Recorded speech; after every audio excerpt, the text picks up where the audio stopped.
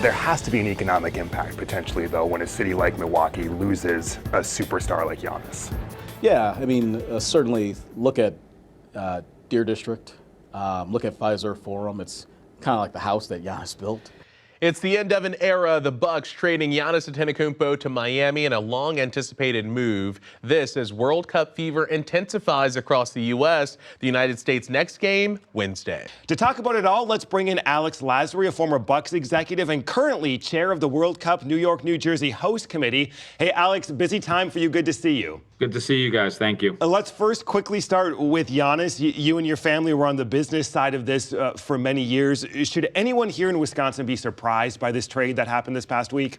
Look, I think anytime you trade the franchise player who led us to a championship, first one in 50 years, and has kind of been the face of Wisconsin sports, it's always going to be a surprise and a shock. But I think the organization and Giannis, made the decision that this was in the best interest of both sides, and rooting for a quick rebuild for the Bucks, and hopefully Giannis is able to have an incredible kind of rest of the career, and hopefully, look, this isn't the end of Giannis in Milwaukee.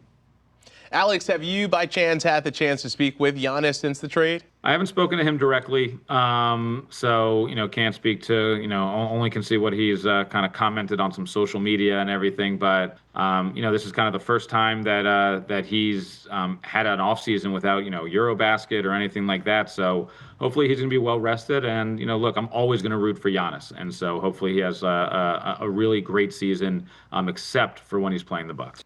All right, Alex, let's talk World Cup. You've been out there for a year plus preparing for this moment. In New York, New Jersey, what is the atmosphere like right now? It's been electric. The World Cup fever is kind of hitting everywhere.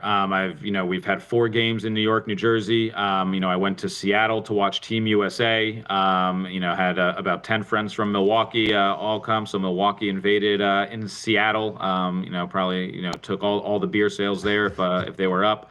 And it's been insane. The atmosphere and excitement has just been something like I've never really been a part of. I was going to say the worldwide impact here in New York. With that, have you run into folks from Wisconsin? Is Wisconsin represented in the fan base? I was on the bus from Port Authority to MetLife Stadium, and I was sitting next to a couple German fans. And someone on the bus walked on with a Packers hat on, and I yelled, "Go Packers!" And he kind of, gave me, a little fist bump. And then the guy next to me was like, "Oh, I'm from Wauwatosa."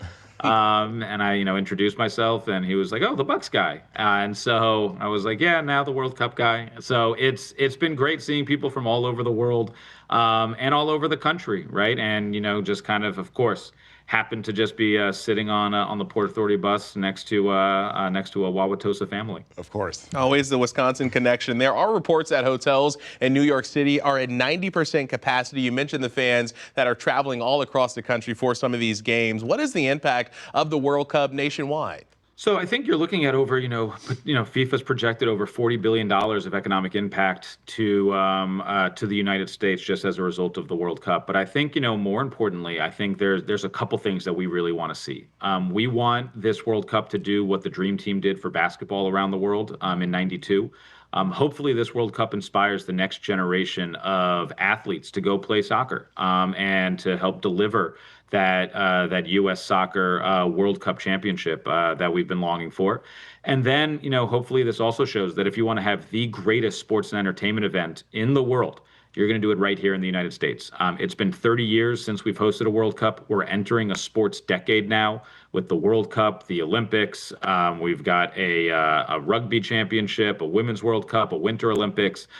This is our time to show that if you're going to try to put on the greatest sports and entertainment events, you're going to do it right here in the U.S. All right, we'll get you on your way to prepare for more games, including the finals there in New York. The CEO of the host committee for New York, New Jersey, Alex Lasry. Hey, Alex, thank you. Thank you, guys. Coming up, battle for the first congressional. The Democrat looking to unseat Brian Style is here. Lorenzo Santos is standing by next.